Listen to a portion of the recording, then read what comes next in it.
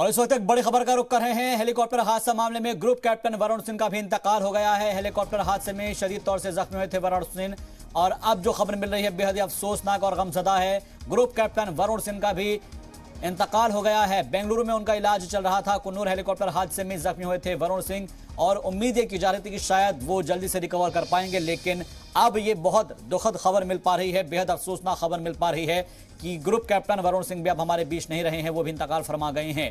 Helicopter हादसे में शदीद तौर से जख्मी हुए थे कैप्टन वरुण सिंह, उनका इलाज चल रहा था। आपको याद होगा कि जिस तरीके से ये हेलीकॉप्टर हादसा हुआ था, हमने अपने तमाम जवानों को खो दिया था, सीडीएस बिपिन रावत को खो दिया था और अब जो खबर मिल रही है वो बेहद अफसोसनाक है, गमजदा है और अफसोसकुन है कि अब हमारे बीच वरुण सिंह नहीं रहे हैं, क्योंकि उन्होंने जख्मों की ताब लाना कर वो अब चल बसे हैं और अब वो हमारे बीच नहीं रहे हैं। इस वक्त की एक बड़ी खबर और अहम खबर आपको पहुंचा रहे हैं। हेलीकॉप्टर हादसा मामले से जुड़ी ग्रुप कैप्टन वरुण सिंह का इंतकाल हो गया है।